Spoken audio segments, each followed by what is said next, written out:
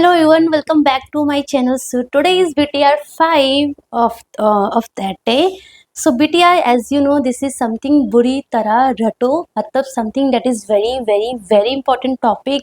You should know this topic at least, है ना। वैसे तो हर चीज़ पता होना चाहिए, बट ये टॉपिक आपको एकदम हर चीज़ कॉन्सेप्ट्स क्लियर होना चाहिए. So start with this. So हम फटाफट ICD के बारे में जो मेन पॉइंट है जो आ सकते एग्जाम में वो पढ़ते हैं. सो ICD इंटरकोस्टल ड्रेनेज सिस्टम सबको पता है. ये इसमें हम क्या करते हैं, एक ट्यूब इंसर्ट करते हैं. कहाँ इंसर्ट करते हैं? बिटवीन द पराइटल एंड जो हमारा लंग्स है. This is our lungs. Lungs में हमारी लाइन, जो लंग्स की जो कवरिंग होती है, that is the parietal and the visceral pleura, है ना. Parietal and the visceral pleura, इसके बीच में अगर हवा आ जाए, एयर आ जाए, या फिर कोई फ्लूइड आ जाए, ब्लड आ जाए, है ना, पस आ जाए, तो उसको निकालने के लिए हम क्या डालते हैं? हम डालते हैं tube, and that is known as intercostal drainage tube और ICD ड्रेनेज सिस्टम. ठीक है ना, टू रिमूव एयर और एनी फ्लूइड. ठीक है ना. सो लाइक न्यूमोथोरिक्स इंडिकेशन अगर पूछ लिया तो pneumothorax, pleural effusion. Pleural effusion में हमारा सारा आ जाएगा, लाइक हीमो हो गया, काइलो हो गया, इम्पाइमा हो गया, एवरीथिंग. मतलब कि ब्लड, कुछ भी फ्लूइड या फिर कुछ भी एयर, सिंपल कुछ भी एयर तो न्यूमोथोरिक्स, कुछ भी फ्लूइड तो प्लूरल इफ्यूजन. अब प्लूरल इफ्यूजन में या तो काइलोथोरिक्स हो सकता है, हीमोथोरिक्स हो सकता है, या फिर इम्पाइमा हो सकता है. Okay, this is important. ठीक है. Then coming to the image. Image से इंपॉर्टेंट, इमेज से आता है this is the system. ICD system है ये पूरा. इसमें बेसिकली 3 वाला मैं बताती हूँ आपको. सो इसमें 3 सिस्टम होते हैं. जो हमारा वाटर सील ड्रेनेज सिस्टम होता है उसमें 3 चैम्बर होते हैं. एक होता है हमारा collection chamber, water seal chamber, और एक हमारा होता है सक्शन कंट्रोल चैम्बर. एंड तीनों का बहुत इंपॉर्टेंट फंक्शन है. ये तीनों से MCQ आता है. किस तरीके का आता है वो बताती हूँ. सो कलेक्शन चैम्बर से वो क्या पूछते हैं? कलेक्शन चैम्बर से सिंपल है कलेक्शन, मतलब कि कलेक्ट होगा, मतलब जो भी फ्लूइड होगा अंदर, लाइक ब्लड जो भी होगा, ब्लड जो भी होगा, बस वो सारा उसमें आके कलेक्ट होगा, है ना. हमारे लंग से आके उसमें कलेक्ट होगा, मतलब प्राइटल की, जो हमारा प्राइटल और विसरल के बीच में जो भी कलेक्टेड होगा वो सारा आके उस ड्रेनेज ट्यूब में उसमें आके कलेक्ट होगा. Like this is the collection chamber. दिख रहा है आपको? This is the drainage collection chamber. तो इसमें सारा वो कलेक्ट होगा. सो इसमें आपको क्या मॉनिटर करना है? This is the collection chamber हो गया. और दूसरा हमारा होता है water seal chamber. Water seal chamber very important. इसमें से MCQ आता है. किस तरीके का आता है देखो. सबसे पहले वाटर सील चैम्बर का काम क्या है? It prevent the atmospheric air entry into the plural space. Water seal chamber, this is the water seal chamber. इसमें कुछ पानी होते हैं एंड हमारा जो ट्यूब है इसके अंदर इंसर्ट होता है. ठीक है ना. ये क्या करता है कि बाहर का एयर, एटमोस्फेरिक एयर जो है वो हमारे प्राइटल, जो हमारा कैविटी है उसके अंदर ना जाए. हमारा प्राइटल और विसरल प्लूरल के स्पेस में हमारा बाहर का एयर ना जाए. एटमोस्फेरिक एयर को आने से प्रिवेंट करता है कौन? Water seal chamber. Okay, this is the important. Second important thing is that कि फ्लक्चुएशन इसमें होता है. जो वाटर सील चैम्बर है ना, मैंने आपको जब ICD सिस्टम पढ़ाया था, ड्रेनेज सिस्टम, तो मैंने आपको वीडियोज भी दिखाई थी, है ना. अभी मैंने वीडियो नहीं डाली है. सो उसमें फ्लक्चुएशन होता है, फ्लूइड का ना ऐसे फ्लक्चुएशन होता है. सो फ्लक्चुएशन होना इज नॉर्मल. फ्लक्चुएशन में मतलब क्या है? जब पेशेंट इनहेल करेगा तो वो ऊपर होगा, जब एक्सहेल करेगा तो नीचे होगा. And this is like oscillation और फ्लक्चुएशन इज कंटिन्यूअसली होता रहता है ना. इनहेल करेगा तो ऊपर, एक्सहेल करेगा तो नीचे. अगर ये फ्लक्चुएशन स्टॉप हो गया तो यहाँ से MCQ आता है. एग्जाम में बहुत बार आ रखा है कि फ्लक्चुएशन स्टॉप होगा तो आप क्या करोगे. तो 4 ऑप्शन दे रखे होते हैं, एक्सेप्ट पूछ लेते हैं. तो कोई भी एक लाइक नहीं होता है तो एक्सेप्ट वाला पूछते हैं बेसिकली. तो आपको पता होना चाहिए कि फ्लक्चुएशन अगर वाटर सील चैम्बर में स्टॉप होगा तो आपको क्या देखना है. सबसे पहले आपको देखना है कि ट्यूब जो है वो ऑब्स्ट्रक्टेड तो नहीं है. जो ट्यूब है, जो हमारा ये जो प्रॉपर जो ट्यूब पेशेंट तक जा रहा है, ये कहीं से ऑब्स्ट्रक्शन तो नहीं है या फिर किंक तो नहीं है. सो फर्स्ट आपको ये देखना है. ठीक है. सेकंड आपको देखना है कि डिपेंडेंट लूप्स तो नहीं एग्जिस्ट हो रहा है. बहुत सारा जो ट्यूब है ऐसे लाइक फ्लोर पे लाइन डाउन तो नहीं है, है ना. सो डिपेंडेंट लूप एग्जिस्ट, या फिर सक्शन नॉट वर्किंग प्रॉपरली, उसकी वजह से फ्लक्चुएशन स्टॉप हो सकता है. या फिर लंग्स री एक्सपैंड, मतलब कि पेशेंट को न्यूमोथोरिक्स था, हमने ट्यूब डाला था, पेशेंट का न्यूमोथोरिक्स रिजॉल्व हो गया, सो लंग्स री एक्सपैंड. तो ये चार पॉइंट है. ये 4 की वजह से जो फ्लक्चुएशन है वो स्टॉप हो सकता है. ये चारों पॉइंट आपका क्लियर होने चाहिए. क्या क्या? ट्यूब ऑब्स्ट्रक्शन, डिपेंडेंट लूप, अगर सक्शन अच्छे से वर्किंग नहीं है, या फिर पेशेंट का जो लंग्स है वो री एक्सपैंड हो चुका है. ठीक है ना. सेकेंड थिंग कि इसमें एक तो फ्लक्चुएशन होता है एंड दूसरा बबलिंग होती है.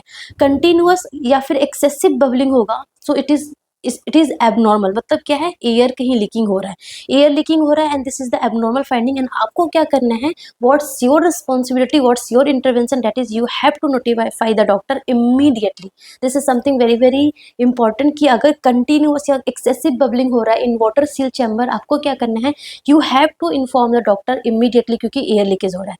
Second thing, intermittent bubbling, and intermittent bubbling is normal, मतलब कि सक्शन लेवल जो है वो मेंटेन है, it is the normal finding. So continuous और excessive bubbling is abnormal finding, you have to report to the doctor.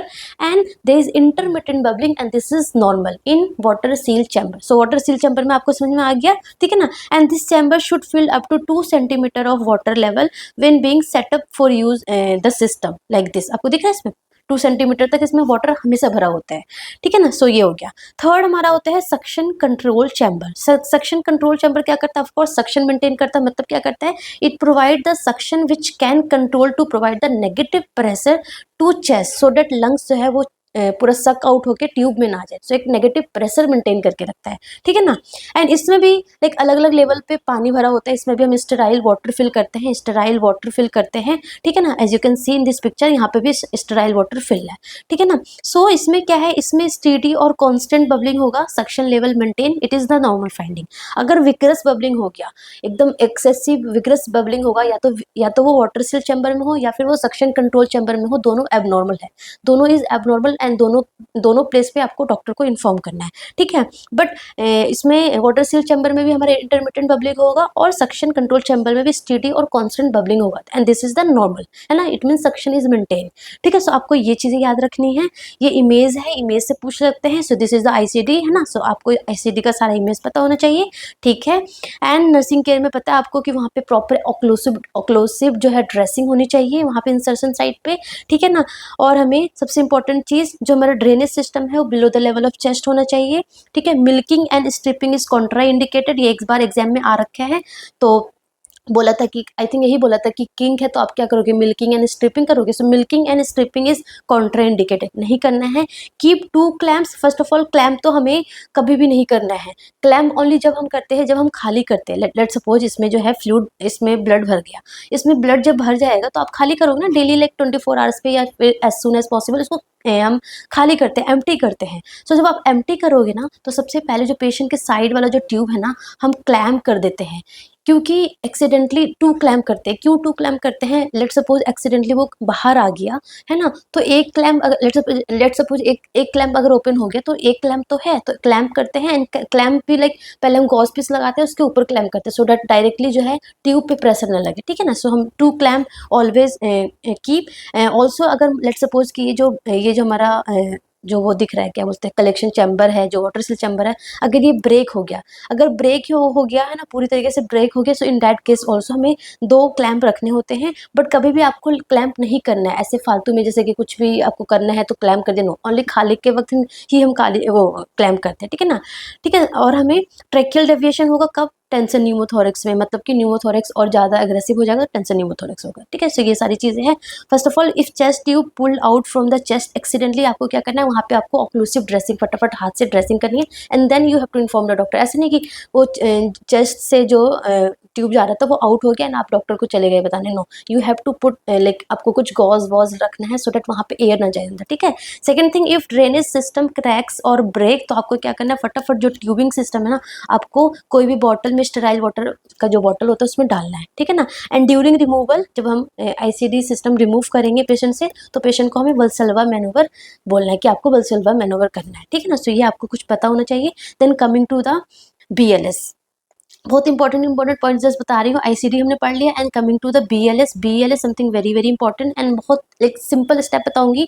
Every time exam में एक MCQ आता है हमारा BLS से और ACLS से, और एक हमारा NRP से, न्यूनेटल रिससिटेशन प्रोटोकॉल, ठीक है ना, ICD। सो चारों टॉपिक बहुत ज़्यादा इंपॉर्टेंट है। सो BLS की बात करें अगर हम, so first of all 3 to 5 minute is something very very crucial. तो हमें जो भी कुछ करना है, जो भी ताम झाम करना है, देखना वेखना जो भी है, विद इन 3 to 5 मिनट्स में करने होते हैं, क्योंकि जितना ज़्यादा प्रोलॉन्ग करोगे हाइपोक्सिया जितना ज़्यादा होगा, ब्रेन इंजरी उतनी ज़्यादा होगी। So with in 3 to 5 minutes में आपको अपने स्टेप्स लेना होगा। तो सबसे पहले अगर हम बेसिक लाइफ सपोर्ट की बात करें, कोई पेशेंट है, कोई इंसान है बाहर पड़ा हुआ है, तो आप क्या करोगे, व्हाट्स योर सीक्वेंस। तो सबसे पहले sequence is something very very very important. Every time like sequence से एमसीक्यू आ जाता है एंड वहाँ पे लोग कंफ्यूज होते हैं कि पहले क्या करना है, तब क्या करना है, कैसे करना है। सो आपको बस एक चीज़ याद क्या करनी है। फर्स्ट ऑफ ऑल आपको एक निमोनिक याद करना है, डेट इज SRCC। SRCC क्या याद करना है, SRCC मतलब कि कभी भी कोई भी बाहर इंसान, कोई भी पेशेंट अगर अनरिस्पॉन्सिव पड़ा हुआ है तो आपको क्या स्टेप करना है, you have to do SRCC step. SRCC का मतलब सबसे पहले आपको सीन सेफ्टी देखना है। जब वहाँ पे खतरा है आपको नहीं जाना है, ऑलरेडी वो इंसान पड़ा हुआ है, ऑलरेडी वो खतरे में है। अगर आप जाओगे आप भी खतरे में, तो दो विक्टिम हो जाएगा। अभी तो एक ही विक्टिम है, फिर 2 विक्टिम हो जाएगा। इसलिए सबसे पहला स्टेप है safety, S safety, scene safety. Then R is the response check करना है। सेफ्टी देख लिया, सब कुछ ठीक ठाक है, आपको फटाफट रिस्पॉन्स चेक करना है। रिस्पॉन्स कैसे चेक करना है, shake gently and ask loudly. ऐसे नहीं जस्ट आप शेक करे जा रहे हो, no, shake gently and ask loudly. आपको शेक भी करना है, पूछना है how are you, what's your name, ऐसे, ठीक है ना। सो सेफ्टी हो गया, रिस्पॉन्स हो गया, एंड सी मतलब कि कॉल फॉर हेल्प। अपने रिस्पॉन्स देखा, रिस्पॉन्स नहीं है, you have to call for help, like EMS को कॉल कर दिया, AED को कॉल कर दिया, या फिर अगल बगल कोई है उसको कॉल कर दिया, ठीक है। And then check for breathing and pulse. This is something very very important, this sequence is something very very important. SRCC, सबसे पहले सेफ्टी देखा आपने, देन आपने रिस्पॉन्स देखा, देन आपने कॉल फॉर हेल्प कॉल कर दिया कि हेल्प के लिए, एंड देन आपने चेक किया, क्या चेक किया आपने, breathing and pulse. And then यहाँ से MCQ क्या आता है, यहाँ से MCQ आता है कि you have to check the pulse for how much time, 1 minute, 2 minute, 20 second, कितने, तो लाइक विद इन 10 सेकेंड में आपको पल्स चेक करना है। लाइक मोर देन 10 सेकेंड तक आपको बियॉन्ड नहीं जाना है, लाइक आप एक मिनट तक पल्स ही देखते जा रहे हो कि है कि नहीं है। So like check pulse less than 10 second. This time is something very important, please mind, है ना, बी माइंड कि लेस देन 10 सेकेंड में आपको पल्स चेक करना है। एंड साइमल्टेनियसली, ऐसे नहीं कि पहले पल्स चेक कर लिया देन आप रेस्पिरेशन चेक करो, no, you have to check the pulse, है ना। आपने 3 फिंगर लगाए, पल्स चेक किया within less than 10 second में, and simultaneously you have to check the respiration में, आपको चेक करना है ब्रीदिंग में, you have to look, listen and feel, you have to check the breathing by look, listen and feel, ठीक है। And second question, pulse से क्या आता है कि पल्स का साइड से, तो एडल्ट में हम कहाँ चेक करेंगे, कैरोटिड में,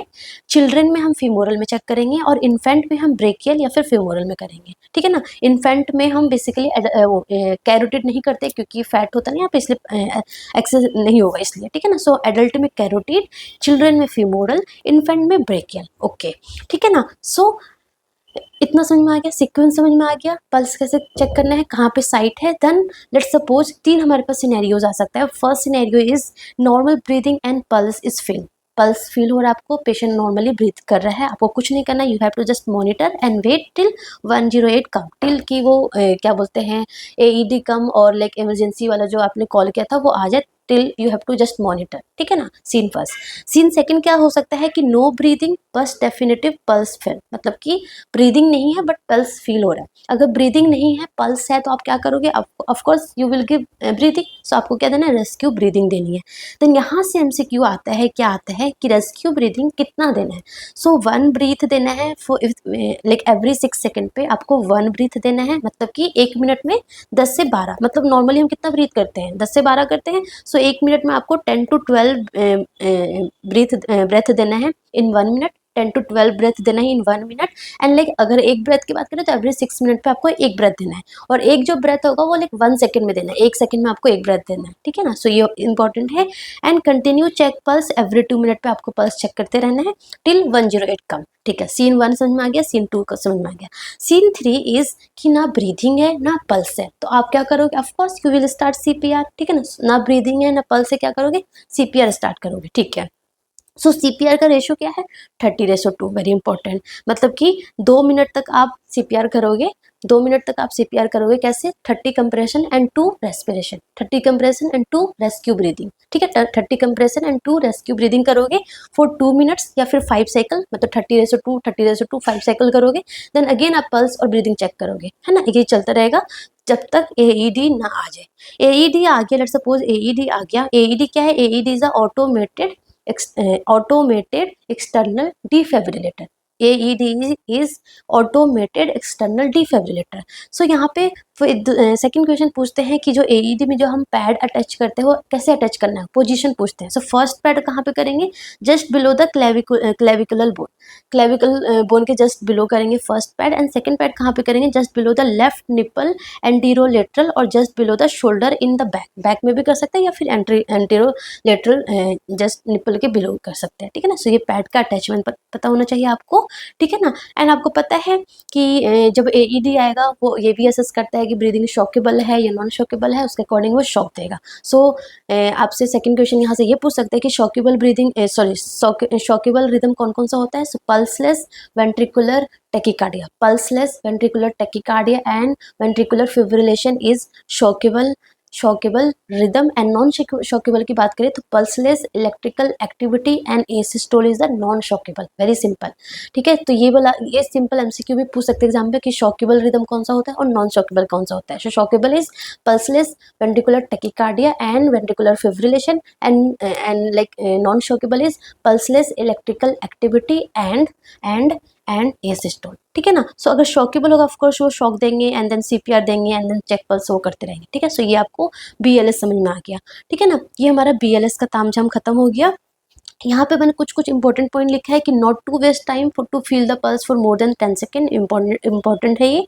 avoid interruption for less than 10 second, very important. मतलब कि लेट सपोज 2 लोग हैं तो पोजीशन वगैरह चेंज करते हैं फॉर कंप्रेशन के लिए, तो आपको उस पर इंटरप्शन जो है वो मोर देन 10 सेकेंड नहीं करना है, लाइक विद इन 10 सेकेंड में आपको पूरा चीज़ करना है, ठीक है। सो 10 सेकेंड याद करना है आपको।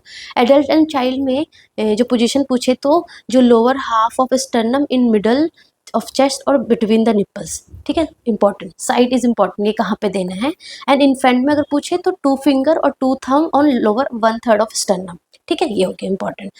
Straighten your arms and press the straight down, पता है आपको। And after 2 minute you have to change the position. And ये हमारा एयरवे मैनेजमेंट का 2 है। एक हमारा हेड टिल्ट चिन लिफ्ट, ये this one is the head tilt and chin lift, ठीक है, पता होना आपको चाहिए। And this one is the jaw thrust. Jaw thrust कहाँ पे करेंगे हम, अगर हमें स्पाइनल कोड इंजरी सस्पेक्टेड होगा, लेट सपोज जो विक्टिम आया है वो लाइक रूफ से गिर गया हो या फिर क्या है मतलब ड्रॉनिंग वगैरह हो गया हो या क्रैश इंजरी हो गई होगी, रोड ट्रैफिक एक्सीडेंट हुआ हो, तो इन दैट केस हम क्या करेंगे, जॉ थ्रस्ट मैनूवर करेंगे, है ना। स्पाइनल कोड इंजरी सस्पेक्टेड वाले पेशेंट में क्या करेंगे, जॉ थ्रस्ट मैनूवर करेंगे, वरना नॉर्मली हम हेड टिल्ट और चिन लिफ्ट वाला मैनूवर कर सकते हैं, ठीक है ना। And this is also very important, 5 components of high quality CPR performance, ये नॉट से 2022 23 बहुत बार ये एग्जाम में आ रखा है। सो 5 कंपोनेंट्स में क्या क्या है, फर्स्ट हमारा है push fast push hard, push fast. First component क्या है, first component is push fast fast push करना है। मतलब क्या है कि मतलब कि 100 to 120 बीट पर मिनट होना चाहिए, 100 to 120 बीट पर मिनट होना चाहिए, that is a push fast. Second हमारा है पुश हार्ड। पुश हार्ड का मतलब क्या है कि at least 1/3 of antero posterior dimension, जो चेस्ट और इन्फेंट का जो 1/3 जो चेस्ट है वो कंप्रेस होना चाहिए, that is the push hard, है ना। सो एडल्ट एंड चिल्ड्रन की बात करें तो 2 इंच और 5 सेंटीमीटर तक कंप्रेस होना चाहिए, और अगर इन्फेंट की बात करें तो 1 to 1.5 इंच और 4 सेंटीमीटर तक कंप्रेस होना चाहिए। सो पुश फास्ट पुश हार्ड 2 हो गए। Third one is the chest compression fraction is more then 80%। And fourth one is the recoil, proper recoil होना चाहिए, लाइक आपने कंप्रेशन किया तो पूरा चेस्ट रिकॉइल होना चाहिए, ऐसा नहीं कि रिकॉइल भी नहीं हो आप फटाफट करे जा रहे नो। सो प्रॉपर रिकॉइल होना चाहिए। And fifth one is the no excessive ventilation, है ना, मतलब कि 30:2 हमें फॉलो करना है, ठीक है ना। इन केस ऑफ एडल्ट अगर 1 रेस्क्यूर हो या फिर 2 रेस्क्यूर हो 30:2 ही फॉलो होगा। अगर चाइल्ड होगा तो वेरी इंपॉर्टेंट, चाइल्ड में अगर 1 रेस्क्यूर होगा तो हम 30:2 फॉलो करेंगे, बट अगर 2 रेस्क्यूर होगा तो हम 15:2 फॉलो करेंगे, ठीक है। एंड इन्फेंट में भी सेम 30:2 एंड 2 होगा तो 15:2, ठीक है। न्यूबॉर्न में हम 3:1 करते हैं, वो आगे मैं बताऊंगी। तो ये आपको 5 कंपोनेंट्स पता होना चाहिए, ठीक है ना। सो दैट्स हाँ। Then coming to the ACLS की बात करें, हम एडवांस कार्डियक लाइफ सपोर्ट की बात करें, जो बेसिकली हम अपने हॉस्पिटल में करते हैं। सो इसमें हम सबसे पहले क्या असेस करते हैं कि रिदम शॉकेबल है या नॉन शॉकेबल है। शॉकेबल होगा तो आप क्या करोगे, वेंट्रिकुलर शॉकेबल पता है आपको कौन कौन से हैं, आप क्या दोगे, शॉक दोगे। शॉक क्या दोगे, यहाँ से एमसीक्यू पूछते हैं। तो अगर बाईफेजिक शॉक दे रहे हो ना, तो बाईफेजिक में आप 120 to 200 जूल दोगे फर्स्ट वाला, एंड जब सेकंड शॉक दोगे तो वो शुड बी हायर और इक्वल होना चाहिए। मतलब कि 120 to 200 से, लेट सपोज आपने फर्स्ट जो शॉक है वो आपने 160 जूल का दिया था, तो जो आप सेकंड वाला शॉक दोगे ना तो वो लाइक 180 200 या उससे ज़्यादा होना चाहिए, ठीक है ना, या फिर एटलीस्ट इक्वल होना चाहिए, कम नहीं होना चाहिए। अगर आप मोनोफेजिक से देते हो तो मोनोफेजिक में आपको 360 जूल जस्ट देना है, ठीक है ना। सो ये हमारा शॉक का हो गया। आपको शॉक देना है एंड सीपीआर कंटिन्यू रखना है, इन बिटवीन आपको आईवी आईओ लाइन करना है, और आपको इंजेक्शन एपिनेफ्रिन और इंजेक्शन एड्रेनालिन आपको 1 mg एवरी 3 to 5 मिनट्स पे रिपीट करते रहना है। प्लस आपको लाइक इंट्यूबेशन, एडवांस एयरवे वगैरह देते रहना है, ठीक है ना। सो आपने फर्स्ट शॉक दिया, शॉक देने के बाद आपने सीपीआर स्टार्ट कर दिया, देन आपने 2 मिनट्स के बाद फिर से आपने पल्स देखा, अगेन शॉकेबल, फिर से आपने सेकंड शॉक दिया, ठीक है ना, सेकंड शॉक दिया, देन अगेन आपका सीपीआर स्टार्ट हो गया, देन अगेन 2 मिनट्स के बाद आपने फिर से चेक किया, again this is the shockable rhythm. तो आपको थर्ड शॉक में क्या करना है, विथ थर्ड शॉक आपको कुछ एंटी एरिदमिक मेडिकेशन भी देना है, मतलब शॉक ही जस्ट नहीं देते रहना। अगर आपने थर्ड शॉक दे दिया, अभी तक पेशेंट का शॉकेबल रिदम आ रहा है, तो आपको क्या करना है, थर्ड शॉक के साथ आपको एंटी एरिदमिक मेडिकेशन देना है। एंटी एरिदमिक मेडिकेशन में क्या क्या देना है, लाइक अम्योड्रोन दे सकते हैं या फिर लिग्नोकेन दे सकते हैं। अम्योड्रोन की अगर हम डोज की बात करें तो 300 mg बोलस देते हैं first dose, and second dose उसका just half, 300 mg first dose, उसका हाफ 150 mg सेकेंड डोज। अगर हम लिडोकिन की बात करें तो 1 to 1.5 mg पर केजी फर्स्ट डोज देंगे, एंड सेकेंड जो है उसका हाफ देंगे, दैट इज 0.5 to 0.75 mg पर केजी सेकेंड डोज देंगे, ठीक है ना। एंड प्लस आपको रिवर्सिबल कॉज भी फाइंड करना है। रिवर्सिबल कॉज क्या होता है हमारा, 5H5T। तो 5H5T भी पूछ सकते हैं आपसे कि ये 5H5T क्या होता है। सो 5H मतलब कि हाइपोवोलेमिया, हाइपोक्सिया, मतलब कि ये जो हमारा अरेस्ट आया है, जो शॉकेबल या नॉन शॉकेबल जो रिदम आ रहा है वो क्यों आ रहा है। So you have to find the cause. Cause में हमारा 5H होता है और 5T होता है। 5H में क्या क्या होता है, hypovolaemia, hypoxia, hydrogen ions like acidosis, hypo या hyperkalaemia, hypothermia, that this is 5H। 5T की बात करें तो tension pneumothorax, tamponade cardiac, toxins, thrombosis pulmonary embolism वगैरह, एंड थ्रोम्बोसिस कोरोनरी, ठीक है ना। सो ये 5H5T के लिए आपको फाइंड करना है। सो ये हमारा नॉन शॉकेबल, ये हमारा शॉकेबल का हो गया। बट अगर नॉन शॉकेबल रिदम है लाइक एसिस्टोल या फिर पल्सलेस इलेक्ट्रिकल एक्टिविटी, तो आपको क्या करना है, you have to give CPR, and along with this you have to give injection adrenaline every 3 to 5 minutes में आपको रिपीट करना है विथ एडवांस एयरवे, ठीक है ना। एंड लाइक करना है, एंड अगर पेशेंट लाइक 2 बार 3 बार 3 साइकिल 4 साइकिल पे भी अगर पेशेंट रिवाइव नहीं करता, अगेन आपको 5H5T फाइंड करना है, ठीक है ना। So very important exam point of view, what are the non shockable rhythm, asystole and PEA, and what are the shockable rhythm, that is the pulseless ventricular tachycardia and ventricular fibrillation. First step to do is CPR। Immediate step क्या दोगे आप, injection epinephrine IV या फिर IO के through दोगे। And next step क्या करोगे, continue CPR, check pulse every 2 minute, एंड ये हमारा चलता रहेगा, ठीक है ना। तो आपको BLS और ACLS के बारे में ये पता होना चाहिए। And one more important thing is, क्या बोलते हैं, हमारा neonatal resuscitation protocol. Neonatal resuscitation protocol very very important, मतलब कि जब बेबी बॉर्न होगा, बेबी बॉर्न होने के बाद आपका क्या होना चाहिए मोटिव, कि बेबी बॉर्न होते ही क्या करे, रोए, कराए। Baby should cry immediately after born. अगर उसने बच्चे ने नहीं रोया जस्ट आफ्टर बॉर्न, मतलब समथिंग इज कुछ होने वाला है, कुछ मिसिंग है, कुछ खतरा होने वाला है, समथिंग इज इन डेंजर, ठीक है ना। So just after delivery baby should cry immediately. Okay, so first question यहाँ से मैंने लिखा है, what is the most common drug used in NICU?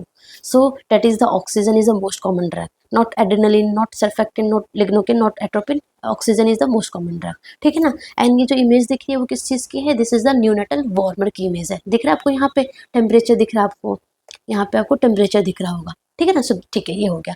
अब हम करते हैं कि बेबी बॉर्न हुआ तो नहीं रोया, baby not cry immediately just after born, तो आप क्या करोगे, you have to check the term, baby term है, प्री टर्म है या पोस्ट टर्म है, क्या है, you have to check the term, tone and cry, ठीक है। So let's suppose term tone and cry is present, all thing is present, तो आपको क्या करना है, you have to just give the routine care. Routine care में क्या आता है, like delay code, clamping and cut, baby on mother abdomen करना है, ड्राई करना है, बेबी को वार्म करना है, ठीक है, नॉर्मल टेम्परेचर मेंटेन करना, बेबी का नॉर्मल टेम्परेचर मेंटेन करना is something very very important, plus vitamin D and vitamin के का डोज देना है, एंड अगर मुंह में सिक्रेशन वगैरह है तो सक्शन करना है इफ रिक्वायर्ड, ठीक है ना। सो ये तो नॉर्मल केयर हो गया, रूटीन केयर हो गया। But if term tone and cry is not present, तो आप क्या करोगे, योर इनिशियल स्टेप सब वेरी वेरी इंपॉर्टेंट। ऐसा नहीं है कि बेबी ने बॉर्न होते ही, पैदा होते ही बेबी ने क्राई नहीं किया तो आप फटाफट सीपीआर स्टार्ट कर दोगे, नो। यहाँ पे बहुत इंपॉर्टेंट थिंग है कि अगर baby not cry immediately after birth, आपको क्या करना है, you have to give the initial steps, very very important. Initial steps में क्या क्या होता है, TSPS, TSPS, TSPS is temperature, baby का टेम्परेचर मेंटेन करना है, टेम्परेचर तो मेंटेन करना ही करना है, सो वार्मथ देना है बेबी को स्टिमुलेट करना है, स्टिमुलेट करना है, एंड पी, टी हो गया हमारा टेम्परेचर, एस हो गया हमारा स्टिमुलेट, पी हो गया हमारा पोजीशन देना, बेबी को स्निफिंग पोजीशन देना है, and S is the suction if needed, अगर सक्शन है तो सक्शन, अगर सिक्रेशन है तो सक्शन करेंगे, एंड वेरी इंपॉर्टेंट, पहले कहाँ सक्शन करेंगे, पहले माउथ का करेंगे देन नोज का करेंगे, है ना, पहले माउथ का करेंगे देन नोज का करेंगे, तो सक्शन पता चल गया, पोजीशन हम स्निफिंग पोजीशन देंगे, एंड स्टिमुलेट कैसे करेंगे, हम लेके रब करेंगे बैक, बैक को रब करेंगे, या फिर हम सोल पे टिकल करेंगे। ऐसे नहीं जो अपने मूवीज में देखा है कि बेबी को लाइक उल्टा करके ऐसे वो करते हैं, ऐसा ऐसा कुछ नहीं करेंगे, जस्ट रब करेंगे हम बेबी के बैक को लेफ्ट लेटरल पोजीशन में करके, या फिर जो सोल है उसको टिकल करेंगे। This is the stimulation technique, ठीक है ना। एंड सक्शन करना हो तो suction catheter like 12 to 15 French का यूज करेंगे, and suction pressure should be 80 to 100 mm of Hg, ठीक है ना। सो हमने इनिशियल स्टेप्स कर दिया, हमने TSPS कर दिया, in still baby not cry, still baby not cry मतलब कि हमने बेबी को स्टिमुलेशन वगैरह दे दिया, बेबी को हमने प्रॉपर पोजीशनिंग दे दिया, प्रॉपर सक्शन वगैरह कर दिया, स्टिल बेबी नॉट क्राई, तब आपको क्या करना है, तब आपको चेक करना है हार्ट रेट, वेरी इंपॉर्टेंट। सबसे पहले हमने बेबी को देखा, बेबी रोया या नहीं रोया, बेबी नहीं रोया, बेबी रोया, नॉर्मल रूटीन किया, बेबी नहीं रोया, हमने क्या दिया, हमने इनिशियल स्टेप्स किया, TSPS। TSPS करने के बाद फटाफट, ये बहुत लॉन्ग टर्म नहीं चलेगा, फटाफट TSPS किया, still baby not cry, immediate not cry, then आप क्या करोगे, you have to check the heart rate, you have to check the heart rate, very very important. आपने हार्ट रेट चेक किया, अब हार्ट रेट चेक करोगे ना, तो मतलब तीन तीन कंडीशन हो सकती है, you have to check the heart rate, and यहाँ पे तीन कंडीशन है, क्या है कि फर्स्ट हार्ट रेट या तो 60 से कम हो सकता है, या फिर 100 से कम हो सकता है, या फिर 100 से ज़्यादा हो सकता है। एंड सबको पता है बेबी का, न्यू बॉर्न का नॉर्मल हार्ट रेट कितना होना चाहिए, 120 to 160 पर मिनट, 120 to 160 पर minute is the normal heart rate of the new born baby, ठीक है। तो अगर मोर देन 100 आपने चेक किया, फर्स्ट ऑफ ऑल कैसे चेक करना है, you have to check by auscultation for 66 second, 6 second के लिए आपको ऑस्कल्टेट करना है, एंड 10 से मल्टीप्लाई कर देना है, या फिर आप अम्बिलिकल कोड को जस्ट पैल्पेट कर लो, है ना, 6 सेकेंड के लिए। तो ये दो टेक्निक है हार्ट रेट चेक करने का, ठीक है ना। सो आपने हार्ट रेट चेक किया, मोर देन 100 है तो आपको कुछ नहीं करना, you have to just give the TSPS, आपको TSPS देना है, आपको SpO2 मॉनिटर करना है, एंड ऑक्सीजन बेबी को देना है, सप्लीमेंट्री ऑक्सीजन देना है, बेसिकली हम CPAP देते हैं, कॉन्टिन्यूअस पॉजिटिव एयरवे प्रेशर देते हैं, CPAP पे बेबी को रख देते हैं, ठीक है ना। सो TSPS में मोर देन 100 हार्ट रेट है। मेन दिक्कत आती है कि बेबी का अगर हार्ट रेट लेस देन 60 है या फिर लेस देन 100 है, तो अगर लेस देन 100 है तो क्या करना है, आपको बैग एंड मास्क वेंटिलेशन देना है, मतलब एम्बू करना है, ठीक है ना। सिंपल आपको क्या करना है, अगर लेस देन 100 सेकेंड है तो आपको बैग एंड मास्क वेंटिलेशन देना है for 30 second, very very important. ऐसे नहीं कि करते रहे, नो। अगर बेबी का हार्ट रेट लेस देन 100 है तो आपको क्या देना है, you have to give the bag and mask ventilation for less than 30 second, and again check the heart rate, again check the heart rate after 30 second, and अगर अभी भी heart rate less than 100 है तो आपको क्या देना है, you have to give the ventilation corrective steps. Ventilation corrective steps क्या होता है, ventilation corrective step is MR SOPA, क्या है, MR सोपा करोगे। बेबी का हार्ट रेट लेस देन 100 था, आपने बैग एंड मास्क वेंटिलेशन दिया फॉर 30 सेकेंड के लिए, अगेन आपने हार्ट रेट चेक किया, अगेन लेस देन 100 है, तब आप क्या करोगे, वेंटिलेशन करेक्टिव स्टेप्स करोगे। उसमें हमारा आता है MR सोपा, MR सोपा क्या है, कुछ नहीं है, MR में बस मास्क एडजस्टमेंट करोगे, हो सकता है कि मास्क से लीकेज वगैरह हो तो मास्क को एडजस्टमेंट करना है, रीपोजिशन द एयरवे, एयरवे को रीपोजिशन करना है, सक्शन माउथ एंड नोज, है ना, सक्शन करना है, ओपन द माउथ, ठीक है, प्रेशर इंक्रीज करना है एंड एयरवे ऑल्टरनेटिव देखना, लाइक इंट्यूबेशन वगैरह की नीड हो सकती है तो इंट्यूबेशन वगैरह करना है। सो एमआर सोपा फॉलो करना है आपको, वेंटिलेशन करेक्टिव स्टेप्स। सो ये हमारा हो गया, ठीक है, for less than 100। But main दिक्कत आती है कि अगर बेबी का हार्ट रेट लेस देन 60 है तो क्या करना है। अगर बेबी का हार्ट रेट लेस देन 60 है तो आपको क्या करना है, you have to start the chest compression plus bag and mask ventilation. ठीक है, मतलब आपको समझ में आया। ऐसा नहीं है कि बेबी नहीं कराई किया आपने फटाफट चेस्ट कंप्रेशन स्टार्ट कर दिया, नो। चेस्ट कंप्रेशन जब स्टार्ट करना है जब बेबी का हार्ट रेट लेस देन 60 है, लेस देन 60 हो तो आपको चेस्ट कंप्रेशन देना है। Very very important. लाइक हमारे एडल्ट में क्या होता है, लाइक हम जैसे नॉर्मल लोगों में कि पल्स नहीं है तब हम चेस्ट कंप्रेशन देते हैं, बट बेबी में अगर लेस देन 60 भी होगा तभी भी आपको चेस्ट कंप्रेशन देना है। चेस्ट कंप्रेशन देना है, साथ के साथ आपको बैग एंड मास्क वेंटिलेशन देना है, एंड जो रेशो होगा that is 3 compression and 1 bag and mask ventilation. ठीक है ना। एंड कितना चेस्ट का डेप्थ होना चाहिए, 1/3। अभी मैंने बताया ना 1/3 ऑफ चेस्ट का डेप्थ जो है वो कंप्रेस होना चाहिए, एंड पोजीशन कहाँ पे होना चाहिए, लोअर थर्ड ऑफ स्टर्नम और बिलो द निप्पल। सो ये 3 चीजें याद होनी चाहिए। कितना रेशो है, 3:1। कितना होना चाहिए, lower third and 1/3 of chest compression होना चाहिए। ठीक है ना। सो 60 सेकंड के लिए आपने चेस्ट कंप्रेशन दिया, कितनी देर के लिए, 1 मिनट के लिए। 60 सेकंड के लिए आपने चेस्ट कंप्रेशन दिया, and again check the pulse, again check the pulse, and if it is less than 60, if it is more than, if it is less than 100, if it is less than 100 तो आपको simple bag and mask ventilation देना है। ठीक है ना, compression देने की need नहीं है। But if it is less than 60 तो आपको क्या करना है, यहाँ पे अब आपको कंप्रेशन के साथ साथ आपको मेडिकेशन भी देना है। जैसे कि हम एडल्ट में क्या देते थे, इंजेक्शन एपिनेफ्रिन, ऐसे ही यहाँ पे भी हम क्या देंगे, एड्रेनलिन देंगे। कितना देंगे, द डोज इज इंपॉर्टेंट, दो डोज आ रखा है तो हम देंगे 0.1 टू 0.3 ml पर केजी, या फिर हम दिस इज लाइक इंट्रावीनस या फिर इंट्राओसियस, इंट्रावीनस या फिर इंट्राओसियस हम देंगे 0.1 टू 0.3 ml पर केजी। एंड यहाँ पे बताती हूँ, हाँ यहाँ पे हम एड्रेनलिन का डोज देंगे 0.1 टू 0.3 ml पर केजी, इंट्रावीनस या फिर इंट्राओसियस। ठीक है ना। एंड अगर इसको एमजी एग्जाम में पूछते हैं तो कैसे बोलेंगे, 0.01 टू 0.03 mg पर केजी। ठीक है। सो ये डोज हमारा है इंट्रावीनस और इंट्राओसियस के लिए। बट अगर उन्होंने इंट्राट्रैकियल बोल दिया, मतलब ट्रैकिया के थ्रू भी देते हैं, सो इंट्राट्रैकियल बोल दिया तो कितना देंगे, 0.5 टू 1 ml पर केजी और 0.05 टू 0.1 mg पर केजी। ठीक है ना। सो ये इंपॉर्टेंट हो गया। एंड जो हमारा जो हम देंगे ना उसका जो डाइल्यूशन है ना एड्रेनलिन का, वो कितना होना चाहिए, 10,000 का रेशो होना चाहिए। ये एमसीक्यू आ रखे एग्जाम में, कैसा होना चाहिए, 1:10,000 में होना चाहिए। हाँ 1:10,000 में होना चाहिए, 1:10,000 में होना चाहिए। मतलब क्या है कि 1 ml में जो हमारा एड्रेनिल जो होता है ना, एड्रेनलिन में हमारा 1 ml में हमारा 1000 माइक्रोग्राम होता है। ठीक है ना। मतलब कि 1 ml जो हमारा जो एड्रेनलिन का जो हमारा वायल्स होता है ना, that contains 1 ml equals to 1000 microgram, मतलब कि 1:1000 का रेशो होता है। ठीक है। हमें 1:10,000 का रेशो बनाना तो आपको क्या करना है, you have to just add the 9 ml of normal saline. 9 ml of normal saline को ऐड कर दोगे तो वो 1:10,000 में बन जाएगा। और बच्चों में हमें कैसे यूज करना है, 1:10,000 में यूज करना है। ठीक है ना। सो ये हो गया। एंड बेस्ट रूट पूछे तो अम्बिलिकल वेन है ना, umbilical when is the best route. अगर वो नहीं मिल पाएगा तो हम इंट्राट्रैकियल करते हैं, but umbilical when is the best route. तो आई बस में 60 से कम होगा तो क्या करना है, 100 से कम होगा तो क्या करना है, मोर देन 100 होगा तो क्या करना है, 60 से कम आपको चेस्ट कंप्रेशन स्टार्ट करना है for 60 second and check pulse again. If it is again less than 60 second you have to start, you have to give the compression along with this you have to give the medication adrenaline 1:10,000 में। ठीक है। Dose आपको समझ में आ गया।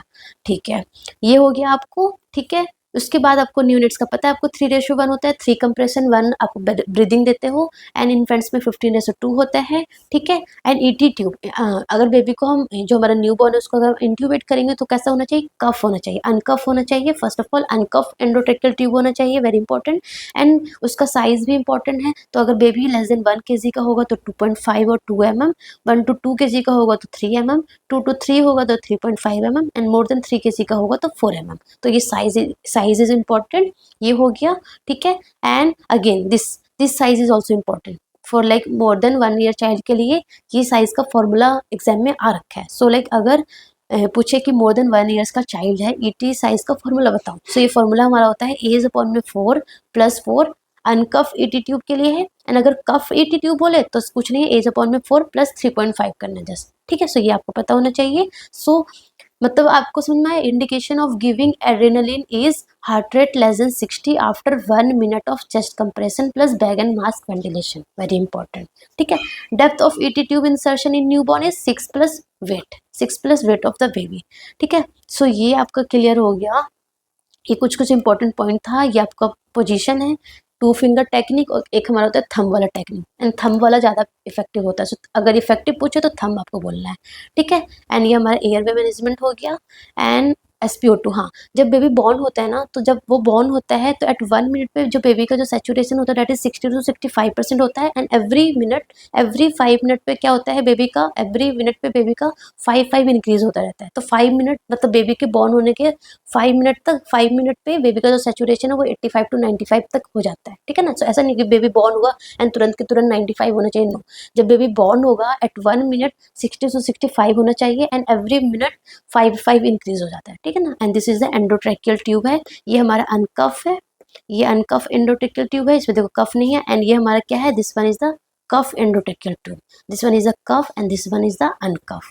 ठीक है ना, so what is the golden minute, 60 second. ठीक है ना, सो ये हो गया हमारा, सिंपल चीज है। हाँ, विटामिन डी का डोज का एक बता देती हूँ मैं आपको। विटामिन डी का डोज कितना होना चाहिए, 400 international unit for term baby and 800 international unit for pre term, just double हो जाएगा फॉर 1 ईयर कोडी। विटामिन के का डोज कितना होना चाहिए, 1 mg IM देते हैं वस्टस लेटरालिस मसल में। एंड अगर बेबी 1 kg से कम हो तो हम 0.15 mg देते हैं, 0.5 mg देते हैं। अम्बिलिकल कोड कितने दिन में फॉलो हो जाता है, 5 to 7 डेज में। ठीक है ना, अगर बेबी हाइपोवोलेमिया या शॉक में गए तो फ्लूइड कौन सा देंगे, नॉर्मल सलाइन देंगे। बेबी में हम एंडोट्रेकियल ट्यूब डालेंगे तो कौन सा हमें लेरेंजोस्कोप यूज करना है, मिलर। मिलर मैंने बताया था ना आपको, जो हैंडल होता है एक मिलर होता है, एक मैकिनटोस होता है। मिलर में एल आ रहा है, स्ट्रेट स्ट्रेट स्ट्रेट आ रहा है, तो स्ट्रेट वाला हम बच्चे में यूज़ करेंगे। बच्चे सीधे साधे होते हैं तो हम स्ट्रेट वाला मिलर वाला हम बच्चे में यूज़ करेंगे। मैकिनटोस में सी आ रहा है, सी मतलब कर्व है, टेढ़ा है। एडल्ट जो होते हैं वो टेढ़े होते हैं, तो हम टेढ़ा वाला हम कर्व वाला हम कहाँ यूज़ करेंगे, एडल्ट में यूज़ करेंगे। ठीक है, and this one is the bulb series, जिसको हम सक्शन जो बेबी का सक्शन करते हैं ना उसमें यूज़ करते हैं। And this is the technique, यहाँ से भी MCQ आ रखा है कि प्रॉपर जो मास्क है वो कैसे लगाते हैं। सो लाइक पूरा नोज दिस पूरा ऐसे कवर होना चाहिए, यहाँ से लीकेज नहीं होना चाहिए। लाइक फर्स्ट वाला राइट है, सेकेंड वाला रॉन्ग है, क्यों, क्योंकि वो थोड़ा नीचे आ गया है। थर्ड वाला रॉन्ग है, क्यों, क्योंकि उसने नोज को कवर नहीं किया। फोर्थ वाला क्यों रॉन्ग है, क्योंकि उसने पूरा लाइक आईज को भी कवर कर दिया। So first one is the right technique.